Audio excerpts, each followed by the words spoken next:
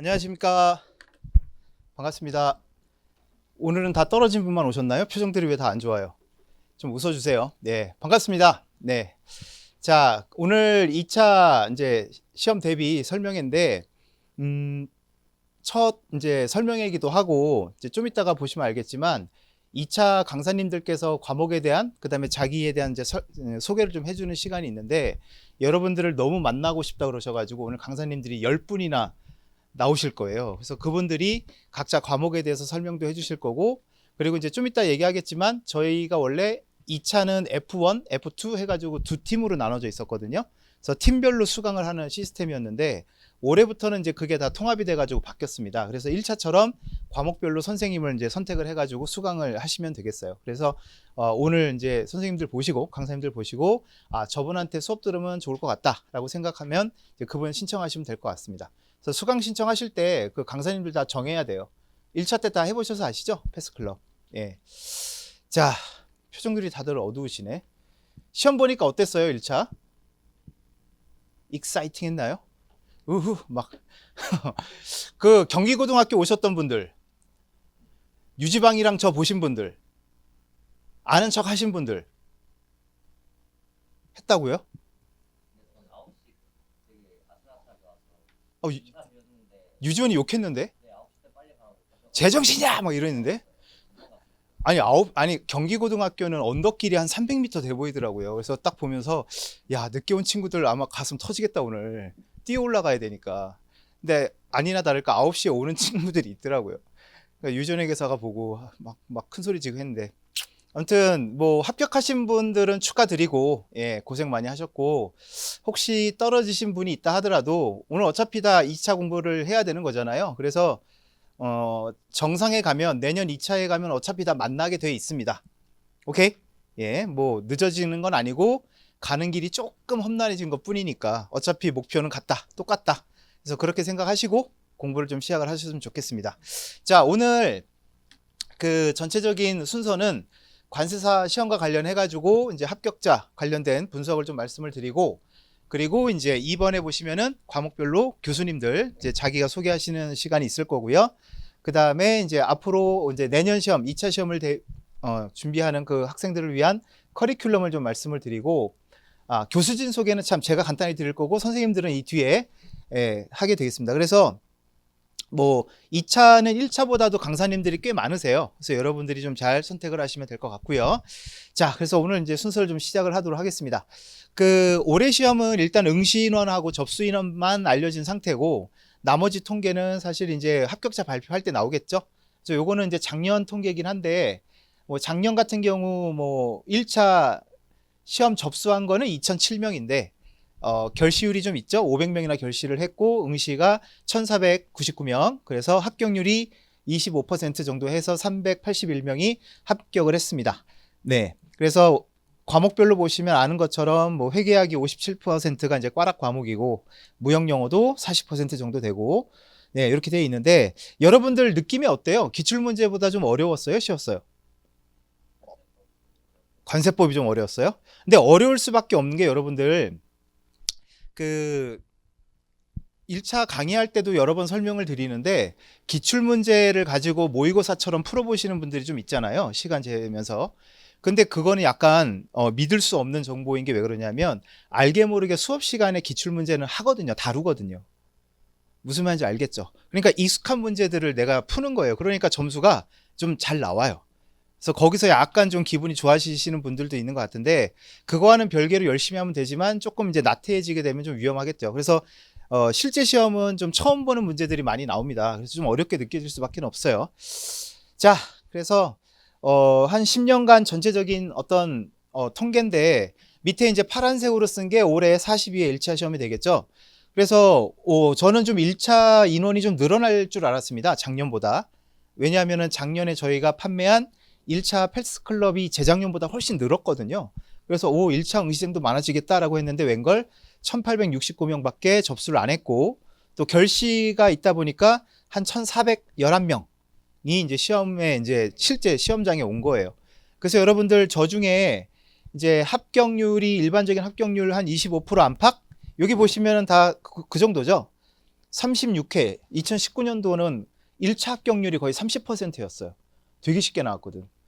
예, 근데 이게 1차적으로는 되게 좋지만 이게 그대로 2차의 경쟁률로 가기 때문에 무작정 좋은 건 아닌 것 같아요. 그래서 29% 정도는 예외로 하고 나머지를 보면 25% 안팎의 1차 합격률을 보이고 있거든요. 그래서 그거를 그대로 따라간다면 올해도 한 350명 정도 합격자가 나오지 않을까 예상을 하고 있습니다. 근데 350명이면은 사실 이 숫자는 내년에도 이제 90명을 뽑는다 가정을 한다면 2차는 어떻게 보면 굉장히 좀 합격률은 낮아진 거죠.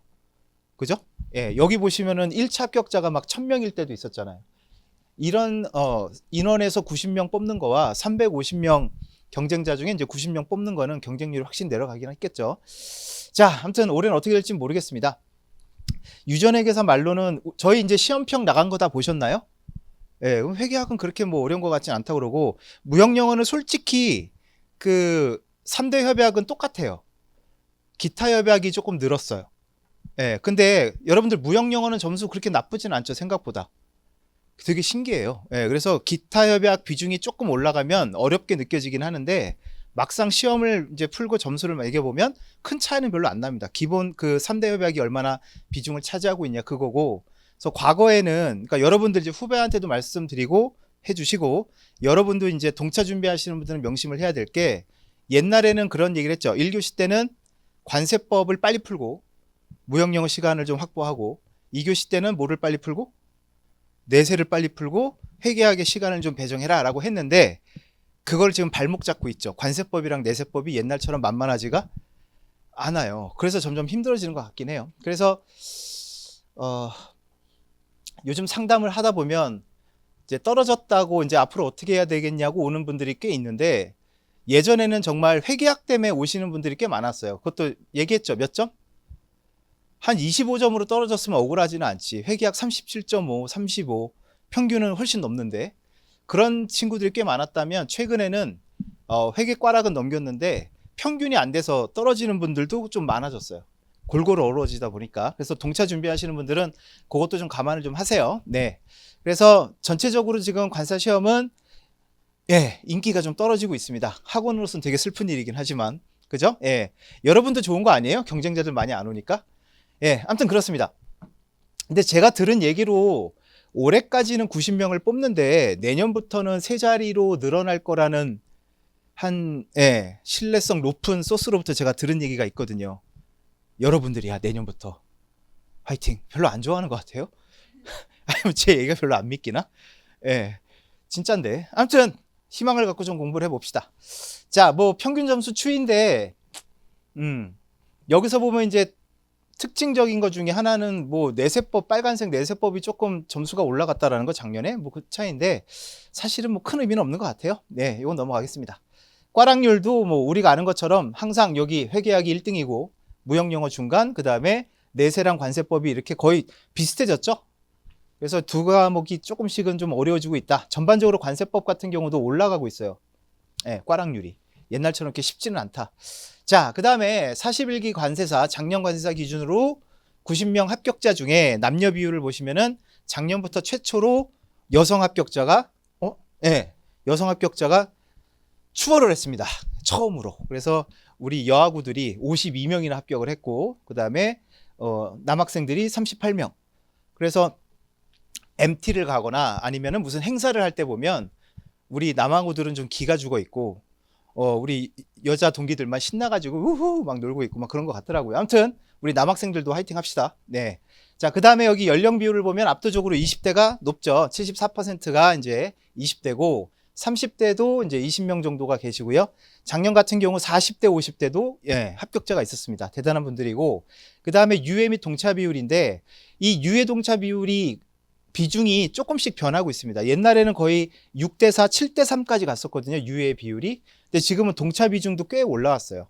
거의 지금 38%면 40%나 되는 거죠. 네, 많이 올라왔기 때문에 이제 동차 준비하시는 분들도 좀 한 가지 희망이 보인다. 예, 빛이 보인다. 그렇게 보시면 될 것 같습니다.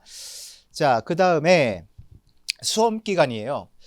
자, 이 수험 기간은 여기 보시면 작년에 평균이 36개월이었거든요. 36개월. 근데 재작년 40기는 30개월이었어요. 그러니까 시험 난이도에 따라서 이게 좀 장수생이 유리한 시험이 있고 약간은 좀 프레시한 분들이 유리한 시험도 있고 좀 그런 것 같긴 해요. 아무래도 변별력 차이가 있겠죠. 그래서 작년은 조금 어려웠기 때문에 장수생들이 좀 많이 붙었다. 그 이해하시면 되겠고, 그래서 누군진 모르겠지만 최소 공부한 분이 15개월 만에 붙은 분이 계시고, 오 개부러워, 그죠? 저도 15개월. 왜요? 자랑 맞아요. 아 근데 저는 되게 운이 좋았던 게 회계학이 없었어요 1차에. 그래서 회계학이 있었으면 저도 1차에서 떨어졌을 것 같아요. 수학을 워낙 못했어가지고. 그 다음에 정말 인간 승리이신 분, 작년 합격자 중에 8년 6개월 공부하신 분이 있어요. 대단하시죠? 예. 그래서 그렇게 합격하신 분들이 있고, 자, 그래서 여기 보면 시험이 어렵다 보니까 여기 24개월 미만 있죠? 보통 EUA라고 생각되는 분들이 10%밖에 안 돼요. 보통 한 20% 가까이 됐거든요. 근데 작년에 EUA가 별로 없었습니다. 그리고 이제 가장 많은 게 36개월, 3년차, 그 다음에 4년차. 이 둘을 합친 게 거의 60%에 육박을 합니다. 그래서 3, 4년차들이 작년에 많이 합격했다. 다른 말로 하면 X차들이 많이 빠졌다. 무슨 말인지 알죠? 예, 조금 어려운 말로 무주공산이라고 하나? 예, 비어있다고. 그러니까 기껏해야 작년에 공부하는 지금 이제 올해 볼 분들 정도밖에 안 남아있는 거예요. 예, 그러니까 여러분들 내년 시험이 어떻게 보면 기회일 수 있다. 열심히 해야 된다. 그 말씀을 드리는 거고, 그 다음에 동차생 같은 경우는 지금 보시면 아무래도 장수생이 많을 수밖에 없죠. 근데 여기 보셔도 이게 공부 기간이 늘어난다고 해서 어떤 공부의 실력도 같이 비례해서 증가하는 건 아니에요. 보시면 3년차, 4년차까지는 좀 있지만 그 이상이 되면 확 떨어져요. 이렇게. 이해되셨죠? 그래서 3, 4년 정도만 어느 정도 좀 공부하는 데 있어서 효력이 있거나 아니면 한계 효용이라고 해야 될까? 그런 게 좀 보이고 그 이상 넘어가면 아무래도 지치겠죠. 그래서 여러분들 길게 할 공부는 아니다. 그렇게 말씀을 드리겠고, 자, 그 다음에 공부 장소도 많이 궁금해 하셔가지고 저희가 설문조사를 다 했어요. 그래서 합격한 분들 어디서 공부하셨나요? 라고 했더니 60%가 스터디 카페에서 공부를 하셨대요. 그 다음에 의외로 놀란 게 24%나 되는 게 집이래요. 집에서 공부했대요. 나 집에서 저는 공부 못 하겠던데. 네, 맨날 엄마랑 싸워갖고 저는. 여러분들도 그래요? 안 먹으면 화를 내요. 뭘 자꾸 먹으래요. 그런데 안 먹다는 뭐 화를 내요. 그래서 그거 먹다 보면 자꾸 공부에 지장을 받고 졸리고 그래가지고 안 먹어! 그러면 싸가지 없게 얘기했다고 뭐라 그러고. 아무튼 그랬는데 아무튼 이분들은 되게 의지력이 대단하신 것 같아요. 그 다음에 이제 세 번째 많은 게 학원 내 자습실. 저희 학원 자습실 있잖아요. 빈 강의실. 그 다음에 이제 도서관도 있습니다. 자, 그 다음에 이 질문도 많이 하세요. 스터디가 필요합니까? 2차는. 그래서 보면 의외로 스터디를 해봤다고 하는 분이 20%밖에 안 되고 안 한 분이 거의 이제 80% 정도라고 보시면 될 것 같아요. 스터디도 사실은 옛날 얘기예요. 옛날에는 그 시험이 정말 서술식 시험이었거든요. 어떤 논문 하나 써야 되는 식으로 산문으로 목차 다 잡아가지고 그런 식으로 썼단 말이에요. 그러다 보니까 암기를 잘하는 게 중요한 게 아니라 얼마나 두루두루 깊게 알고 있냐를 내가 펼쳐 보여야 되는 시험이에요. 과거 시험처럼. 글을 써야 된다고. 그러니까 책도 많이 봐야 되고 정말 논문도 봐야 되고 뭐 여러 가지 공부 범위가 되게 넓었어요. 그러다 보니까 뭐 자료 찾아다니고 책 사서 요약하고 이런 거를 혼자 하기가 되게 힘들잖아요. 그래서 분업을 했어야 됐어요. 옛날엔. 그런 식의 공부를 대응을 해야 되니까 시험을. 그래서 옛날에는 스터디가 필요했지만 요즘은 우리가 아는 것처럼 어떻게 나온다? 몇 가지를 쓰세요. 메롱. 약올라. 그러니까 썰이 안 통하는 시험으로 바뀌었어요. 정확하게 외우면 쓰는 거고 모르면 아예 손도 못 대는 거예요. 그러니까 단편 암기식으로 바뀌었죠. 그러다 보니까 이제 스터디 같은 게 필요할까요? 그런 시험으로 바뀌었는데 굳이. 그 다음에 이제 코로나 이후로 여러분들도 느끼겠지만 코로나 이후로 이제 많은 게 좀 사회 분위기가 변한 것 같아요. 이렇게 모이는 걸 별로 안 좋아하고 그래서 혼자 공부하는 게 많다. 이렇게 보시면 되겠습니다. 그래서 스터디는 여러분들 하나 뭐 팁을 드리자면 생판 모르는 사람들끼리 어디 뭐를 통해서 만났다. 그런 식으로 만나서 이루어지는 스터디는 별로 성공하는 확률이 별로 없더라고요. 오래 못 가더라고요. 그래서 어느 정도 좀 길게 롱런하는 스터디는 원래 알던 사이 있잖아요. 오프라인 강의 들으면서 알던 사이. 그런 분들끼리 좀 친해져서 한 두세 명 친해지고 거기에 한두 명 더 이렇게 붙어가지고 한 4-5명 되죠. 그럼 자연스럽게 이제 스터디 같지 않은 스터디가 되는 것 같아요. 뭐 공부를 막 토론한다기보다도 그러니까 생활을 같이 하는 거죠. 생활을 게으름 피지 않게 계속 관리해주고, 한 명이 늦게 오면 계속 전화해서 일어나라고 독촉하고, 뭐 그런 식으로 스터디가 진행되는 것 같습니다. 자, 작년 같은 경우 이제 2차긴 한데 점수가 전체 평균 합격자 점수는 61점이에요. 61점이고 그 다음에 전체 평균은 33점. 여기 이제 허수들도 좀 들어가 있으니까 그렇겠죠. 그래서 합격자들 점수 보면은 관세법이 작년 같은 경우 되게 높았습니다. 70점이고 HS 52점, 관세평가가 46점, 무역실무가 66점 이렇게 돼 있는데, 이 2차 점수는 여러분들 너무 크게 신경을 쓰지 않으셔도 돼요. 매년 변해요. 어떤 교수님이 어떤 과목을 고춧가루에 뿌리냐에 따라서, 채점을 얼마나 짜게 하느냐에 따라서 이 점수는 매년 변합니다. 중요한 거는 뭐다? 2차는 무슨 평가? 상대평가. 2차는 상대평가라는 걸 잊지 마세요. 이해되셨죠? 만약에 전체가 다 시험을 망쳤어요. 점수를 짜게 줬더니 평균 60 넘는 친구들이 한 10명밖에 안 나와요. 그럼 어떡할까요? 10명만 합격시켜 줄까요? 아니에요. 90명이 나와야 되기 때문에 점수를 일률적으로 다 올려줘요. 그러니까 중요한 거는 절대적인 점수가 아니고 내가 90등 안에 드느냐가 되게 중요하다. 그리고 그래서 2차는 왜 할 수 있으면 오프라인을 하라고 하는 이유가 뭐냐? 1차 때는 혼자서 공부하니까 혼자서 그냥 열심히 공부하면 스스로 뿌듯하고 막 그런 거 있잖아요. 오, 열심히 했어. 오, 씨, 막 이러면서 혼자 뿌듯한 거지. 근데 2차는 그러면 안 돼요. 남들이 되게 중요하거든. 그러니까 적들을 가까이 두고, 적이라고 표현해도 되나 모르겠는데, 예. 그래서 친구들이 쟤 되게 열심히 하네. 그럼 난 쟤보다 좀 더 열심히 해야지. 라고 생각하고 자극도 받고 이런 게 필요하기 때문에 웬만하면 할 수 있으면 오프라인을 좀 하라는 이유예요. 딴 건 없습니다. 자, 그 다음에 학교. 이것도 바뀌긴 하는데 아무튼 2년 연속 한국 외대가 지금 탑을 달리고 있습니다. 무슨 일이 있는지 모르겠지만 재작년에는 13명? 13명? 예. 작년에는 9명. 그래서 꽤 많이 배출하고 있고, 뭐 경희대, 영남대, 부산대. 그래서 6명, 그다음 4명씩 이렇게 쭉 배출을 하고 있습니다. 자, 됐고요. 그 다음에 또 이것도 많이 물어봅니다. 그 온라인, 오프라인 뭐 그런 얘기를 하는데, 자, 온라인만 듣고 합격한 분들이 59명이고 오프라인을 병행하신 분들이 24명이에요. 90명 합격자 중에.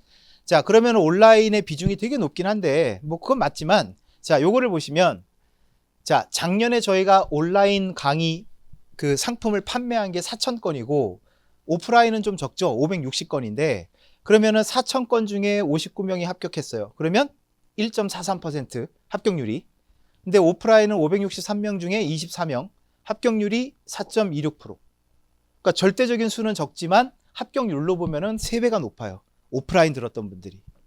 그러니까 효과가 어느 정도는 있다는 얘기죠. 통계적으로 3배나 높은 거니까. 그래서 가능하시면 오프라인을 생각을 하시는 걸 추천을 좀 드립니다. 무리하실 필요는 없고요. 가능하시다고 하면. 자, 그래서 앞으로 이 부분은 뭐 많은 분들이 강사님들도 설명을 해 주실 텐데, 이제 여러분들 1차는 객관식 시험이었잖아요. 이제 2차는 이제 좀 길게 보고 공부해야 되는, 그다음에 무한 반복해야 되는 이제 그런 공부로 바뀌기 때문에 일단은 이런 목표를 잘 설정을 해 놓으시고 그 하루하루 일과에 따라서 기계처럼 움직이는 이제 생활하는 게 되게 중요합니다. 그래서 우리의 최종 목표는 당연히 내년 합격이고, 여기서 말하는 단계별 목표는 뭐 월 또는 이제 보통 학원 진도가 2달이나 4달 주기로 돌아다니잖아요. 그 이제 부분을 단계별 목표라고 하는 거고, 그럼 예를 들어 우리가 종합이론을 4개월이라고 했으면 4개월 동안에 내가 이제 그거를 1회독을 한다, 2회독을 한다 정해놨다면 일주일 또는 하루 시간표당 이제 정해놓고 내가 몇 페이지씩 진도를 나가야, 아니면 몇 강씩 진도를 나가야 4달 안에 끝날 수 있는가, 그걸 다 나올 수 있겠죠. 그걸 다 정해놓고 이제 공부를 하셔야 돼요. 이해되셨죠? 그래서 시간이 중요하지 않아요. 저 하루에 일 공부 시간 뭐 9시간이에요. 그래서 뭐 그게 중요한 게 아니에요. 양이 중요해요. 양. 이해되셨죠? 그래서 그 양을 끝내면 일찍 주무시는 거고, 못 끝내면 야근을 해서라도 더 추가 근무를 해야 되는 거고, 그런 식으로 양으로 좀 설정하고 공부하시는 걸 저는 추천을 드립니다. 저도 그랬고. 자, 그 다음에 자, 이제 거의 이제 제가 하는 얘기는 거의 마지막이에요. 이제 강사님들 오실 건데, 자, 일단 첫 번째 명심해야 될 게, 자꾸 까먹는 거를 두려워하는 분들이 되게 많아요. 1차 때도 마찬가지였죠. 우리 엄마가 나 되게 똑똑하다 그랬는데 친구를 잘못 사귀었을 뿐이라고 그랬는데 공부하다 보면 내가 똑똑한 게 맞나 싶기도 하고, 근데 여러분들 누가 공부해도 이건 다 어렵고 양이 되게 많아요. 그래서 그 한두 번 봐가지고 외월직 공부라면 그렇게 어렵진 않겠죠. 그래서 2차 공부하는 여러분들 선배들도 맨날 하는 게 막 울상을 하고 와가지고 어떻게 안 외워져요 막 이래요. 맨날 까먹어요. 전 돌대가리인가 봐요 막 이래. 몇 번 봤어 책? 그러면 2회독 했대. 2회독하고 안 외워진다고 징징대요. 그럼 나는 뭐라고 얘기해야 되지 거기다가? 할 말이 있어요 여러분들? 2회독해서 그 책을 다 외울 IQ면 여기 있으면 안 되는 사람 아니야? 천재잖아. 개천재잖아 그거는. 그죠? 그래서 여러분들 저 같은 경우는 어떻게 했냐면 여러분들도 이제 마찬가지일 텐데 책은 한 3, 4회독 하면 충분할 거예요. 그 다음부터는 뭐 요약집이 됐든 아니면 스스로 서브노트를 만들든 HS는 법령집이라고 해서 핵심만 모아놓은 얇은 책이 있어요. 그럼 그런 것들은 이제 그 다음부터 무한회독을 하는 거예요. 그러니까 저 같은 경우는 서브노트를 과목별로 다 만들어서 서브노트가 뭐냐? 그냥 책을 단순히 요약한 게 아니라 내가 이거는 무조건 외워야지. 좀 격하게 말하면 때려 죽여도 내가 이거는 최소한 외우고 들어간다라는 아주 최소한의 것만 만들어 놓은 거예요. 그래서 시험 직전 3개월 동안은요. 그 서브노트를 1일 1회독을 했어요. 네 과목을 다. 그러면은 3달이면 거의 몇 번을 본 거죠? 시험 직전에? 계산 안 돼? 거의 90번, 100번을 봤잖아요. 100번을 보면 외워질까 안 외워질까? 바보가 아닌다면 외워지겠지. 그죠? 암기는 그렇게 하는 거예요. 그래서 거의 시험 직전에 가야 조금 외워질까 말까거든. 근데 그 과정까지 가질 못하고 다들 빨리 성급하게 성과를 보고 싶어 하니까 힘들어지는 거예요. 무슨 말인지 이해되셨죠? 최소한 뭐 10번 이상은 회독을 해야 기억이 좀 날까 말까예요. 아무튼 두려워하지 마세요. 계속 보시면 돼요. 한 번 보고 우리가 외울 게 아니니까 계속 보면 돼요. 계속. 자, 공부는 단계별로 서두르지 말 것. 이것도 비슷한 얘기긴 한데, 자, 프로 공부러들은 분업을 합니다. 회독을 여러 번 한다고 했죠. 여러 번 하는데 아마추어 공부러들은 강의 듣고 이해하고 정리하고 외우고 쓰고 이거를 한꺼번에 다 하려고 해요. 할 수 있어요? 못해요 이거? 못해요 이거 처음부터. 그래서 1회독 할 때는 강의 듣고 필기 잘하고 뭐 그냥 한번 읽어보고 이해되면 땡큐 아니면 할 수 없고 1회독의 목표는 딱 그거예요. 그래서 1회독을 최대한 빨리 끝내는 거예요. 끝내놓고 다시 돌아와서 2회독의 목표는 뭐예요? 그 다음부터는 2회를 목표로 보는 거예요. 한 줄 한 줄 줄거가면서 읽으면서 이걸 내가 이해하고 있나? 를 계속 되짚어가면서 읽는 거죠. 자, 그때 질문이 제일 많이 나와요. 수업 들을 땐 내가 안다고 생각을 했는데 혼자 책을 보다 보면 그게 이해가 안 되는 경우가 많거든요. 자, 그렇게 해서 2회독의 목표는 이해. 그 다음 3회독부터는 목표가 뭐야? 그때부터 이제 암기를 하는 거예요.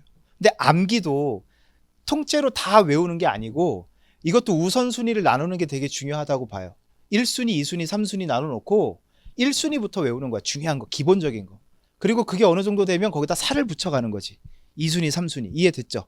근데 또 암기를 통째로 또 다 외우려고 그래요. 그러다 보면 나중에 힘들어지지. 그래서 이것도 나중에 상담이나 이런 걸 통해서 여러분들 좀 선배들이나 선생님들한테 좀 지혜를 많이 좀 얻고요. 공부 방법은 다 달라요, 여러분. 여기 이제 밑에 보면 합격수기 적절한 활용 나오는데 합격수기 다 갖고 계시죠? 홈페이지에도 올라와 있고 한데 아마 1차 공부할 때는 합격수기 별로 와닿는 게 없었을걸요? 그들과 나는 다른 세상에 있다고 아마 생각이 들었을 텐데 여러분이 이제 2차 공부를 하시다 보면 이제 그들과 공감하는 부분이 생기게 돼요. 그리고 합격수기는 2차 공부할 때 활용도가 높아요.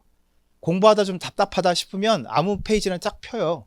그러면 뭐 41기 김아무개가 공부했대. 자기는 나는 이렇게 공부했다. 개구라야. 다 외웠대. 지랄하네. 뭘 다 외워? 다 외웠는데 어떻게 평균이 50밖에 안 나오냐? 네, 아까 나왔죠. 합격자평 61점. 다 외웠다며. 근데 왜 61점이야 평균이? 말이 안 되지. 다 외우려고 어떻게 했다? 노력했다. 그러니까 여러분 다 외웠다라고 절대로 속아 넘어가지 마세요. 그냥 노력을 한 것뿐이에요. 아무튼 그 합격 수기를 보면 왠지 공감대가 생겨요. 왜냐하면 내가 하는 고민을 이들도 했었어. 그리고 그러한 고민을 이들은 이렇게 풀어갔대. 근데 합격 수기를 되게 다양하게 보면 알겠지만 공부 방법이 다 각자 다르다. 다 달라요. 다 달라요. 그래서 그 중에 나한테 맞는 방법을 찾아가는 게 2차 공부라고 생각하시면 되겠습니다. 이해되셨죠? 그래서 합격 수기를 심심할 때마다 좀 펴서 보세요. 그리고 한꺼번에 다 하려고 소화하려고 노력하지 마시고 그 다음에 3번 이거 되게 중요해요. 3번 자 4월에서 7월이 향후 1년을 좌우한다 이렇게 돼 있는데 그 상담이 제일 많을 때가 지금 1차 시험 끝나고 요 시기예요. 앞으로 이제 2차를 어떻게 하면 좋죠? 뭐 이런 질문 많이 하고요. 그 다음에 또 많이 올 때가 언제냐면 9월, 10월 때. 추석 끝나고. 그때 어떤 상담 많이 오는 줄 알아요? 2차생 중에? 9월, 10월이면 거의 이제 문제풀이 앞두고 있는 시점이잖아요. 저 어떻게 해요? 기본 이론도 다 못 들었어요. 전 이제 어떻게 해요? 라고 하는 친구들이 되게 많아요. 그래서 그들의 얘기를 들어보면 지금 이제 1차 합격했죠. 합격한 분들 되게 기분 좋죠, 지금. 아, 좋아도 돼. 당연한 거예요, 그거는. 그러니까 뭔가 이룬 것 같고 큰 시험인데 오, 기분 되게 좋아. 자, 근데 이제 3월이잖아요. 새 학기예요. 그리고 막 새로운 친구들도 오고 복학하는 친구도 생기고 뭔가 좀 들뜨잖아요. 그러고 이제 5월 달 되면 어때요? 놀기 좋잖아. 축제도 하고 꽃도 피고. 그러니까 약간 들뜨는 거야. 그래서 학원은 다니고 아니면 강의는 듣는데 공부를 그렇게 열심히 하는 건 아니에요. 그러다가 이제 뭐가 와요? 7, 8월에 여름이 와요. 아, 더워. 더워서 공부 못해. 근데 또 친구한테 전화 온다? 야, 누구누구랑 저기 속초 한 3박 4일 갔다 오기로 했는데 너도 가자. 그러면 생각을 해보죠. 내년 시험 6월까지는 그래도 1년 가까이 남았거든. 그러니까 그래, 마지막이다. 그리고 또 여름에 또 어디 갔다 와요. 근데 여러분 3박 4일 놀러 갔다 오면 그 3박 4일만 비어요? 어때요? 사실 여행 가기 전에 그 설레는 마음, 그 계획 짜고, 그죠? 그런 거 하고 갔다 오면 또 휴유증 남죠? 엄청 달렸기 때문에 또 힘드니까. 그렇게 해서 이제 정신 차려보면 9월 달쯤 되면 살살 이제 찬바람 불기 시작하고 추석 연휴예요. 그럼 그때쯤 돼서 이제 위기감을 느끼고 찾아와요. 그럼 그 친구들한테 저는 뭐라고 그럴까요? 형식적으로는 아, 괜찮아, 지금부터 할 수 있어, 화이팅! 이라고 하지만 속으로는 무슨 말인지 아시겠죠? 그래서 여러분들 4월하고 7월이 제일 중요합니다. 그리고 이때가 유일하게 조금 마음 편하게 책을 볼 수 있는 유일한 시기예요. 이 시기가 지나가면 생각할 시간이 없게 돼요. 되게 마음이 쫓기거든요. 그래서 그냥 닥치고 암기하는 방식으로 공부가 바뀌게 돼요. 그러면 그 공부는 되게 지루해서 못하게 돼요. 그래서 지금이 유일하게 마음 편하게 공부하면서 생각하면서 책 볼 수 있는 유일한 시기다. 열심히 해라. 꼭 말씀을 드립니다. 자, 이제 강사님들 설명을 드릴 텐데 아까 말씀을 드린 것처럼 이제 올해부터는 F1, F2가 없어졌고 과목별로 여러분들이 강사님을 선택하는 시스템으로 바뀌었다. 그 말씀을 드리고요. 자, 강사님들이 좀 많죠? 자, 일단 관세법은 임혜진 관세사, 그 다음에 판창훈 관세사님 두 분이 계시고, 그 다음에 관세율표 상품학은 세 분이 계세요. 그래서 조천희 관세사님, 그 다음에 최두원 관세사, 그 다음에 요번에 새롭게 합류한 김기철 관세사까지. 그 다음에 관세평가는 김병수 관세사님, 전용대 관세사님. 관평은 공통적으로 다 안경을 끼나 봐요. 예. 자, 그 다음에 이제 무역실무도 3명, 최건수 관세사, 최지순 관세사, 그 다음에 정재환 관세사, 이렇게 3명이 있습니다. 그래서 요분들이 이제 좀 더 나와서 이제 똑같은 무역실무라도 강의 방향이나 스타일이 다르겠죠. 그래서 그게 어떤 게 맞을지 한번 잘 판단을 해보시는 시간을 가지면 되겠습니다. 자, 그래서 이제 앞으로 1년 동안 나가게 될 커리큘럼을 간단하게 소개를 드릴게요. 자, 일단 4월부터 7월까지가 종합이론 완성반이라고 해서 4개월 과정으로 진행이 됩니다. 옛날에는 기본이론, 심화과정 이렇게 있었어요. 그때 그 커리는 옛날 시험 말씀드린 거 있죠? 서술식 시험일 때.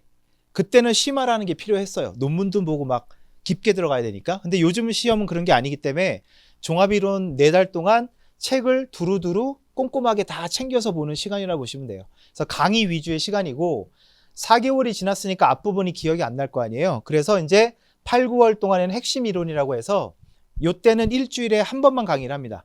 보통 일주일에 2회 강의를 하죠. 오프라인 기준. 근데 요때는 일주일에 하루만 강의하고 진도별로 빠르게 리뷰를 해드리고 핵심 이론은 좀 자료를 드리는 강의라고 생각하시면 돼요. 자료라는 게 뭐냐? 아까 제가 말씀드린 여러분이 사람이라면 최소한 이 정도는 외워야 되지 않겠니? 라고 선생님들이 정리해주는 자료가 있어요. 그거 다 외우지 않으면 여러분은 사람이 아닌 거예요. 인정? 되게 적어. 인정 안 하는 거 봐. 예, 해야죠.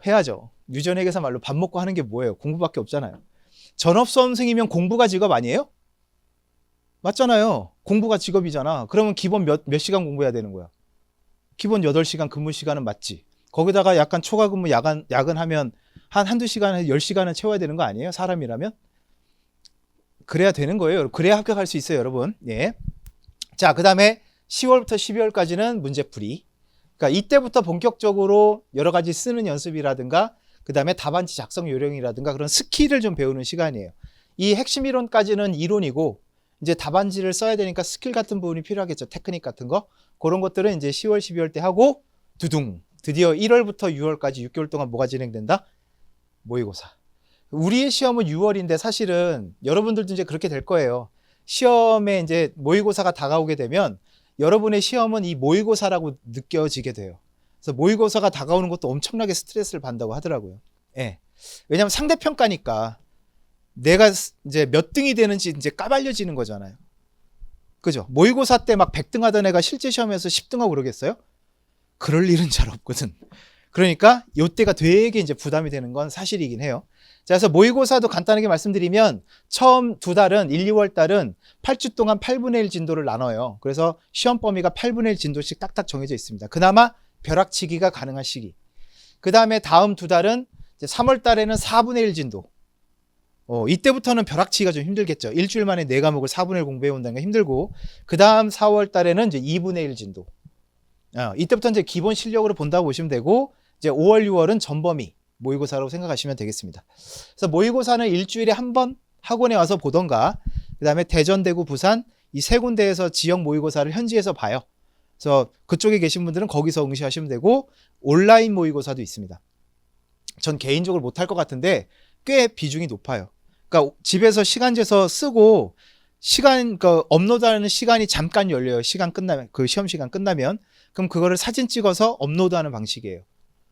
이해되셨죠? 그러면 그 파일 자체에 첨삭을 해가지고 파일로 드리게 되는 게 온라인 모의고사입니다.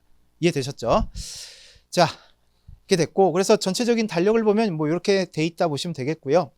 자, 그 다음에 새끼 과목이 여기 보면 대외외환이 있잖아요. 대외외환. 그래서 대외외환은 8월, 9월 달에 있다. 무역실무 과목 중에 대무역법, 외환거래법. 자, 이렇게 돼 있고요. 동차 준비하시는 분들 질문 많이 하시는데 요거는 나중에 사진 하나 찍어 가시든가 하세요. 그래서 제가 볼 때 한 3가지 정도가 있는데 이 위에 있는 것들은 위험하지만 그래도 나는 무조건 내년 동차를 무조건 해야 되겠다 하는 분들은 위에 커리를 따라가시면 되겠습니다. 차이점은 뭐냐? 10월, 12월까지는 거의 비슷해요. 2차 똑같이 쭉 오는데 1, 2월 달에만 1차를 1, 2, 3월만 좀 집중적으로 1차를 하는 거예요. 3개월 몰빵. 약간 무섭죠. 트라우마가 있는 분들은. 그래서 요거는 나는 무조건 붙어야 된다. 아니면 회계학은 내가 좀 자신이 있다. 그런 분들은 요 방법을 선택하시는 게 좀 맞는 것 같고요. 근데 나는 조금 안정적인 걸 원한다라고 한다면 10월, 12월 요때부터 1차를 조금씩 해놓는 거라고 보시면 되겠습니다. 그래서 10월, 12월을 어떻게 보내느냐가 가장 큰 차이라고 보시면 되겠어요. 근데 여러분들 동차 준비하다가 1차 떨어지는 분들이 좀 있어요. 되게 뻘쭘하다. 부모님한테 얘기하기. 또 떨어졌어. 1차는 떨어지면 또 말도 못하고. 그래서 여러분들 우리의 시작할 때의 최종 목표는 동차 합격이에요. 베스트. 근데 공부하다가 조금 힘들 것 같다라고 하면 최악을 피하는 전략으로 가야겠죠. 최악은 뭐예요? 우리한테 최악은. 동차 준비생한테. 1차 또 떨어지는 거예요. 그거를 피하는 전략으로 가야 돼요. 1차는 일단 기본적으로 합격을 해놓고 그 다음을 좀 대비하는, 그렇게 보시면 되겠고, 지금 완전 나는 뉴비다, 새롭게 시작하는 분이다라고 하는 분들은 이제 밑에 과정 3을 보시면 되겠습니다. 그래서 1차 기본을 먼저 좀 들으시고, 그리고 이제 2차를 잠깐 듣고 가을부터 다시 이제 겨울이나 가을부터 1차를 다시 돌아오는, 그렇게 보시면 되겠어요. 여기 새롭게 시작하시는 분은 없죠? 완전 뉴비는. 네. 요건 나중에 띄워놓을 테니까 사진 찍어 가시든가 하시면 될 것 같습니다. 자, 그래서 이제 크게 보면 말씀을 드린 것처럼 8, 9월까지는 이론, 저 완성이란 말이 좀 걸리긴 하는데 아무튼 이론을 정리하는 단계다. 암기보다도 일단은 내가 이거를 잘 이해하고 있는지, 체계적으로 잘 정리해 놓고 있는지를 판단하는 게 요 4월, 9월이고, 10월, 12월은 이제 여러 가지 문제를 써보면서 약간 스킬이나 테크닉을 정립시키는 거고. 그러니까 여러분 이 두 단계에서는 그럼 암기를 안 하느냐? 아니에요. 많이 보다 보면 외워져요. 자연스럽게. 이해되셨죠? 근데 암기가 주 목적이 되는 거는 거의 이제 겨울부터라고 보시면 될 것 같아요. 모의고사 때는 일주일에 하루 모의고사 외에는 잘 없거든요. 수업이 아예 없어요. 일주일 내내 자기 공부예요. 그러니까 암기할 공부할 시간은 많으니까 너무 서두르지 않으셨으면 좋겠다. 그 다음에 이제 합격자들이 말하는 합격 노하우인데, 자, 제일 중요한 게 뭐냐? 76명, 50%가 암기가 제일 중요해요 라고 대답을 했고요. 2위가 36명이 공부계획과 합승량이 중요하다라고 얘기를 했습니다. 암기가 중요하다는데요? 라고 할 수도 있어요. 근데 이분들은 지금 대상이 누구죠? 설문조사를 한 대상이 누구야? 합격자들이야. 공부 잘하는 친구들이에요. 그러니까 얘네들은 기본적으로 다 알아, 이제. 이해는 다 하고 그 전제에서 디테일이 중요하다 보니 암기가 중요하다고 한 거예요.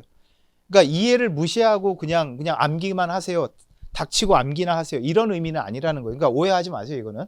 이해되셨죠? 시작할 때는 일단은 많은 것들을 좀 이해를 하고 넘어가는 게 중요합니다. 자, 이제 강사님들 한 분 한 분 좀 모실 텐데, 오실 때마다 이렇게 너무 이렇게 째려보지 마시고 좀 이렇게 좀 박수 좀 쳐주시고 하세요. 여러분들 처음 뵙는 거라 좀 약간 긴장을 하실 테니까. 그러면 임예진 간사님부터 모시도록 하겠습니다. 잠시만요. 네. 안녕하세요. 안녕하세요. 네. 감사합니다. 네, 저는 우리 FTA 관세무역연구원에서 2차 관세법 강의하고 있는 임예진이고요. 저는 관세법인 3원 인천지사 대표관세사로 근무하고 있습니다. 여러분 반갑습니다. 자, 저희가 강사님들이 많이 오셔가지고 제가 핸드폰을 막 만지작만지작 했잖아요. 초면에 예의 없이. 그게 이제 저희에게 주어진 시간이 딱 5분이에요. 그래서 그 시간이 지나가면 청문회 마이크 꺼주는 것처럼 이 마이크가 꺼질 예정입니다. 그래서 제가 마음이 급해가지고 그래요. 자, 어쨌든 빨리 진행을 좀 하도록 하겠습니다. 자, 일단 여러분들이 커리큘럼은 들으셨을 거예요. 2차에 대해서. 자, 2차 관세법 같은 경우에도 마찬가지로 일단 종합 이론부터 시작을 하는데, 자, 4월부터 7월입니다. 주 2회 수업 또 동일한데 여러분 1차 수업 들어보셨죠? 뭐 안 들어보셨어도 상관이 없어요. 보통 2개월 내지 3개월이면 종합이론이 끝나는데 왜 이렇게 오래 하냐? 자, 이건 다 이유가 있습니다. 일단 예전에는 우리가 2개월에다가 막 보강해가지고 막 거기 시간에 맞춰서 끝냈어요. 그러면 어떤 현상이 있냐면 우리는 진도 나가기 바빠요. 진도 나기 바쁘고 여러분은 쫓아오기 바쁜 거예요. 막 숨을 헐떡헐떡 거리는 게 막 보여. 그럼 무슨 부작용이 있냐? 복습이 안 돼요. 2차는요, 여러분 1차와 다른 점이 뭐예요? 써야 돼요. 쓰려면 쓰기 위한 공부를 해야 된단 말이에요. 쓰기 위한 공부는요, 객관식에서 골라내기 위한 공부와는 차원이 다릅니다. 그럼 당연히 우리가 암기도 해야 되고요. 그리고 문제 유형을 보시면 아시겠지만 뭐 단답형 문제도 나와요. 그러면 그게 쉽냐? 그렇지 않습니다. 그럼 우리가 막 막 앞대가리 두 문자 그것도 막 따고 수단과 방법을 가리지 않아요.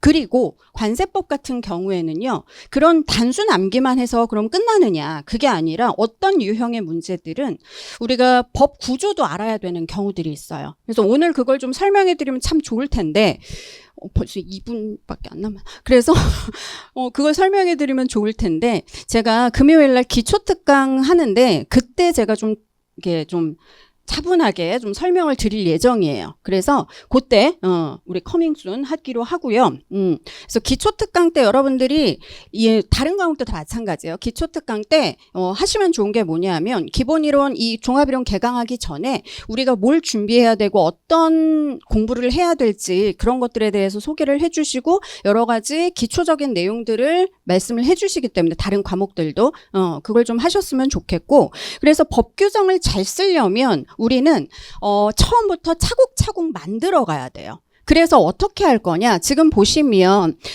이해와 주요 암기를 한꺼번에 한다. 그래서 매 수업 시작 전에 제가 리뷰 테스트를 한다라고 말씀을 드렸어요. 여기 있죠? 말씀을 드린 적이 없네요. 자, 리뷰 테스트를 한다라고 이렇게 써놨는데 이게 뭐냐 하면 그 전 시간에 우리가 공부했던 거 있죠? 그걸 여러분들이 복습을 해오시면 이런 것들을 수업 전에, 수업 시간에는 안 합니다. 미리 오셔야 돼요. 그건 제가 좀 양해를 구할 거예요. 시작하면. 지금은 안 구하고. 자, 그래서 이렇게 리뷰 테스트를 통해 가지고 키워드를 넣는 연습을 할 거예요. 우리가 키워드가 얼마나 중요하냐면 이게 만들어져 있지 않으면 암기를 할 수가 없습니다. 그러면 키워드 없이 처음부터 끝까지 이거 할 수 있겠어요? 이거 여기서부터 여기까지 그냥 쓸 수 있겠어요? 이거 하실 수 이거 지금 법제 2조잖아. 용어의 정의. 지금 넣어보세요, 한번. 습관이 나와버렸어요. 미안합니다. 자, 이게 쉽지가 않아요. 그래서 이거는 우리가 앞부분이라서 쉽지, 지금. 나 뭐 껌인데? 그럼 정말 반갑습니다. 그러면. 그래서 이런 리뷰 테스트를 통해가지고 우리가 좀 이렇게 탄탄하게 만들어가면서 종합 이론을 진행을 할 거예요. 그러다 보니까 또 환급특례법도 있고 2차에서는 4개월 동안 아마 꽉꽉 채워서 쓰게 될 겁니다. 시간을. 그리고 요걸 준비하는 게 여러분 쉽지가 않으실 거예요. 그래서 복습하지 않으면 다음 강의가 재미가 없어지는, 협박을 해보고 그랬네. 다음 강의가 정말 흥미가 없어질 수도 있어요. 근데 그렇게 하지 않고 나중에 한꺼번에 복습을 하려고 하면 그건 정말 큰일이에요. 1차와는 다릅니다. 그래서 한꺼번에 벼락치기 절대 되지 않아요. 그러니까 처음부터 이런 것들 키워드 위주로 먼저 만들어 놓고 법 구성 파악하고 그래야 겨우 완성이 됩니다. 끝났대요. 자, 그래서 저는 여기까지 하도록 하고요. 왜 안 꺼져? 자, 여기까지 하도록 하고요. 관세법이 1차 때 여러분이 보셔서 정말 친숙하긴 하겠지만 나중에 가면 제일 어려운 과목이 될 거예요. 그래서 저랑 같이 좀 잘 준비를 하셨으면 좋겠습니다. 좀 자세한 내용이나 이런 것들은 제가 기초특강 때 금요일 날 좀 찬찬히 말씀드리도록 할게요. 감사합니다. 예, 안녕하세요. 예. 네, 저는 판창헌 관세사라고 하고요. 예, 시간이 없으니까 빨리 하겠습니다. 예, 제 강의 과정 빨리 말씀드릴게요. 제 강의 과정은 크게 기본 이론 과정, 그리고 기본 논제 암기 과정, 그리고 핵심 이론 기출문제 풀이 과정, 심화 문제 풀이 과정, 이렇게 4단계로 보시면 됩니다. 근데 요 기본 이론하고 기본 논제 풀이 과정, 전 심화강이라고 여긴 부르는데 전 기본 논제 풀이 과정이라고 부르거든요. 요 두 과정은 필수 과정이고 요 뒤에 과정은 여러분들의 옵션 과정이라고 생각하시면 됩니다. 이유는 뭐냐면 제가 하나하나 설명드리면, 일단 기본 이론 과정은 여러분들이 암기를 위한 워밍업 과정이라고 보시면 돼요. 지금 시험 트렌드는 과거에 비해서 상당히 안 좋아요. 그 말은 뭐냐면 채점자들이 채점이 쉽게 딱딱 누가 암기를 열심히 잘했는지 법전 위주로 채점에 큰 문제가 없도록 이렇게 문제 구성이 되기 때문에 지금은 암기 위주로 공부를 할 수밖에 없어요. 그럼 저도 여러분들을 합격하기 위해서 강의하는 입장에서 암기를 잘할 수 있도록 거기에 주의를 기울일 수밖에 없거든요. 그래서 이론 과정에서는 제가 갖고 있는 그런 경험에 의해서 거기에 대입을 해가지고 여러분들한테 암기를 잘하기 위한 그런 워밍업 과정들을 하는 게 이론 과정이고, 기본 논제 풀이 과정은 여기선 기본 논제, 관세법에서 나올 수 있는 모든 기본 논제를 제가 그 22행 답안지에다가 다 분량 조절해서 다 드려요. 여러분들이 어떤 논제를 어떻게 암기해야 되는지, 분량과 어떤 내용들을 써야 되는지 굉장히 판별하기가 힘들 거예요. 그러면 그 과정에서도 시간 소비가 많이 되잖아요. 그렇죠? 그래서 여러분들이 빨리 암기에 매진할 수 있도록 제가 그건 다 만들어 드려요. 거기에 대한 샘플은 요 아래 있습니다. 요 기본 논제 풀이 과정의 샘플은 이렇게 있고요. 관세법에서 나올 수 있는 모든 기본 논제는 제가 다 만들어서 드립니다. 여러분들은 여기 이때부터는 암기 과정에 들어가시면 돼요. 그리고 그 다음에 있는 핵심 논제 풀이하고 그리고 기출문제 풀이는 옵션이에요. 그거는 기본 논제 암기가 우선시 돼야지만 가능한 거예요. 그리고 기본 논제 암기만 해도 여러분들이 60점에서 70점은 충분히 받을 수가 있어요. 그럼 그 다음에 맵 과정은 뭐냐? 기출문제 풀이 과정은 암기하는 과정이 아니에요. 기본 논제가 암기가 됐다면은 거기 나오는 논제를 여러분들이 듣고 문제를 풀 수 있는 범위를 넓힐 수 있는 거예요. 그러니까 거기는 암기를 하는 게 아니고 이렇게 생각하시면 돼요. 100m 달리기 선수가 100m만 연습하진 않아요. 500m, 1000m도 연습하죠. 그렇죠? 좀 더 어려운 논제를 다뤄서 여러분들이 예상하지 못한 문제에 대응할 수 있는 훈련을 하는 거예요. 그럼 다시 돌아가서 기본 논제 풀이 과정에서는 여러분들이 수업만 듣는 게 아니고 제가 답안지 교정이나 글씨 교정도 해드려요. 논술할 수 있는 준비. 그리고 문제 풀이 과정은 계속 제가 매 시간마다 매 회차마다 시험을 봐요. 어떤 시험? 기본 논제 과정의 기본 문제를 시험을 봐요. 그리고 그 시험 채점을 제가 직접 해요. 모의고사는 일주 만에 채점하죠. 그거는 제대로 된 채점이 될 수가 없어요. 그러나 이 기본 문제 풀이 과정에서는 20점 논제를 매 회차 시험을 보고 제가 직접 채점을 하고 첨삭을 해서 한 명 상담이 주 회차마다 이루어질 거예요. 그 과정이 있기 때문에 자, 딱 잘라서 보면 여러분들은 기본 논제 풀이 과정과 기본 이론은 필수 과정이고 이 뒤에 과정은 이제 옵션이다. 근데 이거 하지 말아야 되냐? 그건 아니에요. 기본 논제가 암기돼 있으면 뒤에 과정을 하게 되면 훨씬 더 좋아요. 그래서 제 목표는 10월까지 여러분들이 기본 논제 암기를 해가지고 합격권에 드는 게 아니라 불합격하기가 어렵게 만드는 게 저의 목표예요.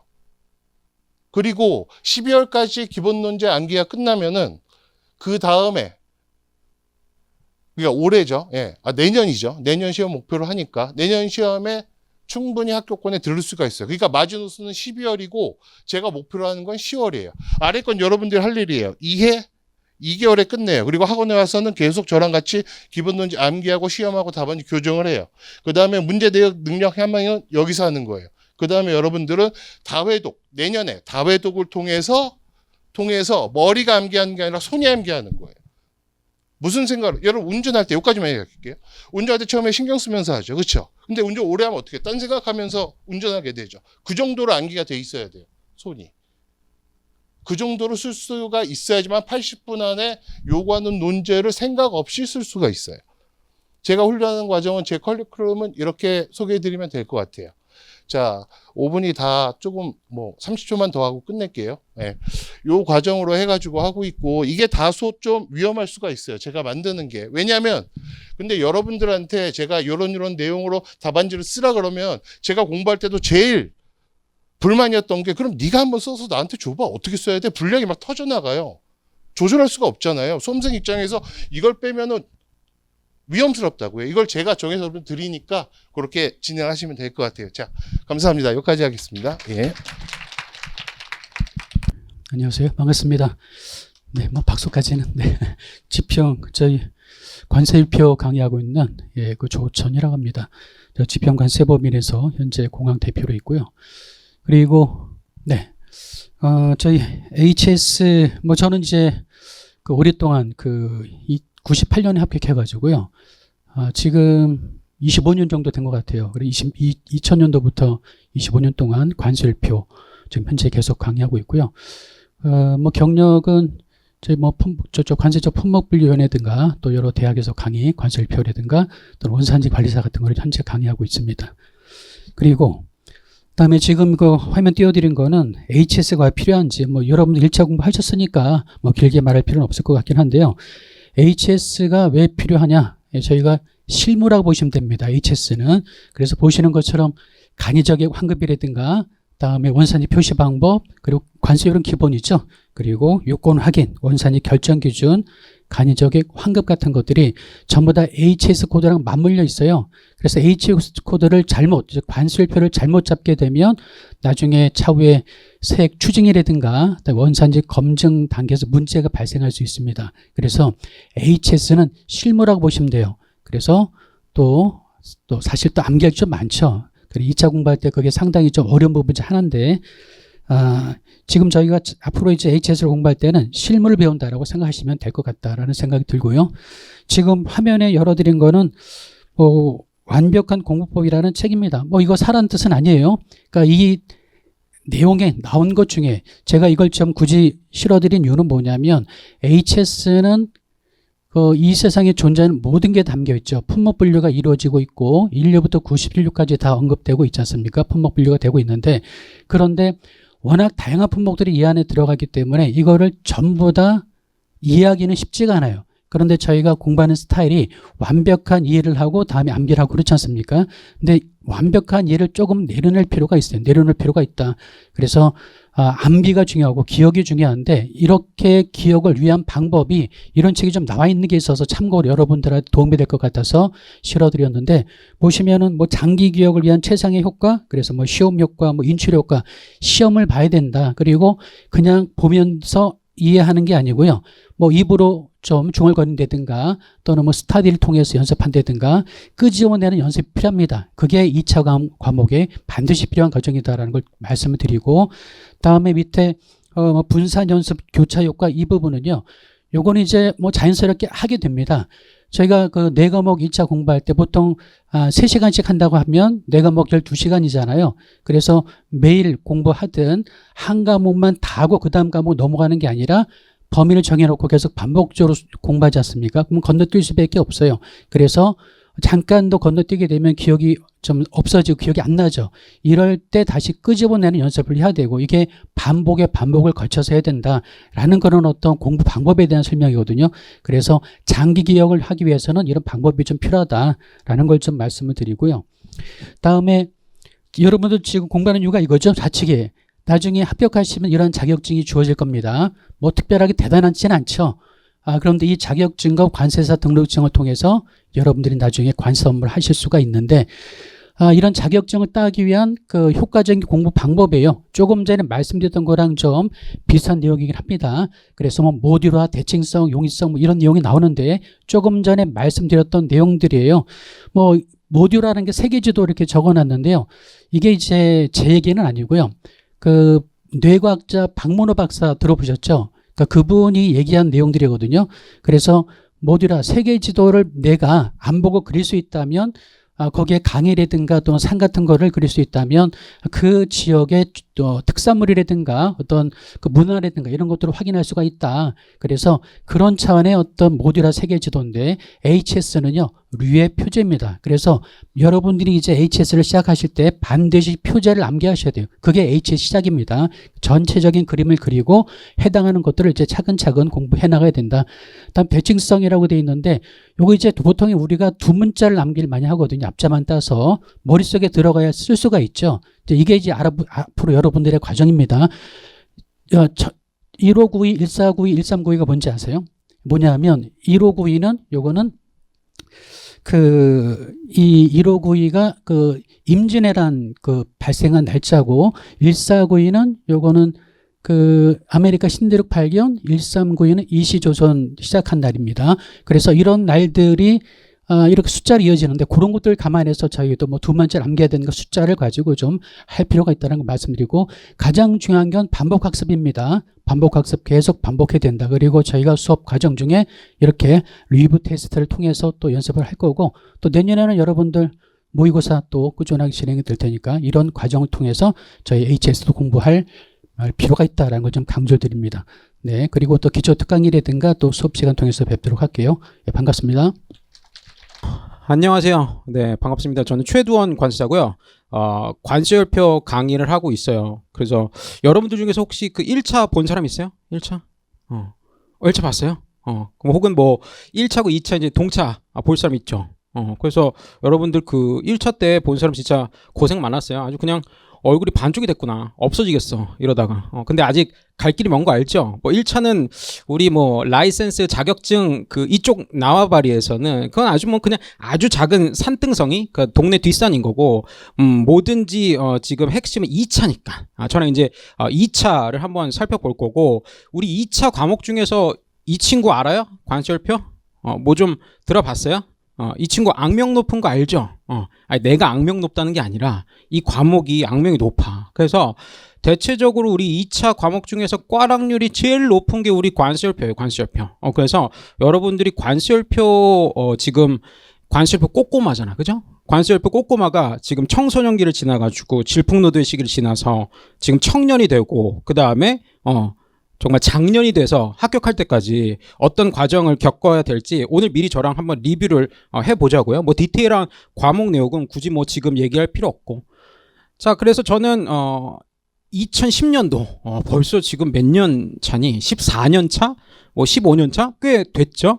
그래서 제 동기들이 여기 학원에 많아요. 뭐 전용대, 뭐 정재환, 이 양반들이랑 이제 동기고 같이 그 저기 노량진에서 강의하다가 이제 이쪽 강변 쪽으로 이제 이적을 했죠.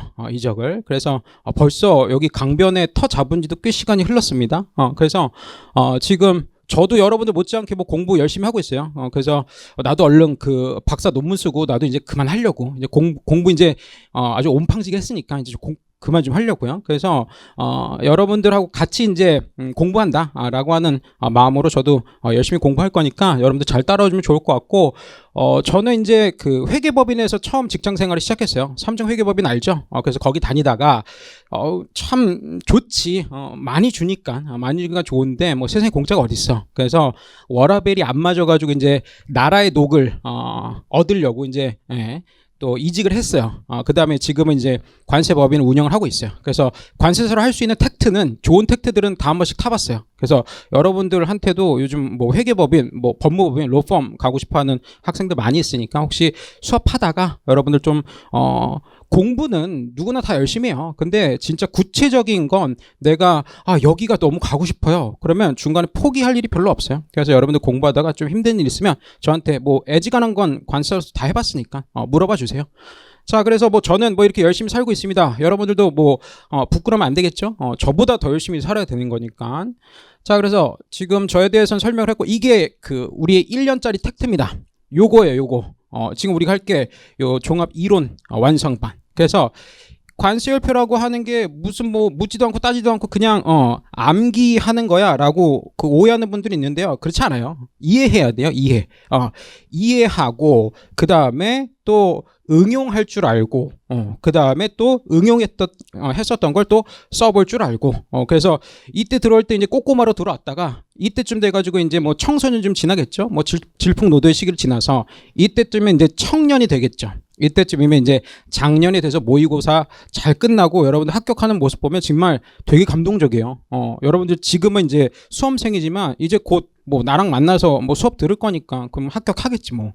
그러면 관사가 되겠죠. 그래서 필드에서 만나잖아요. 그럼 되게 감동스러워.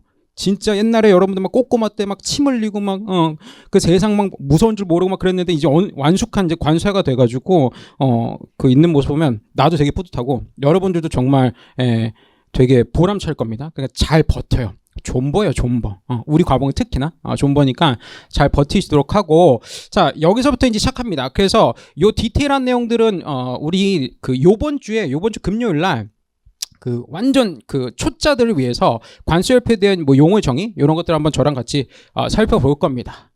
자, 보면 관세율표라고 하는 게 표예요, 표. 이 표가 지금 1부에서부터 21부까지 구성이 되어 있어요.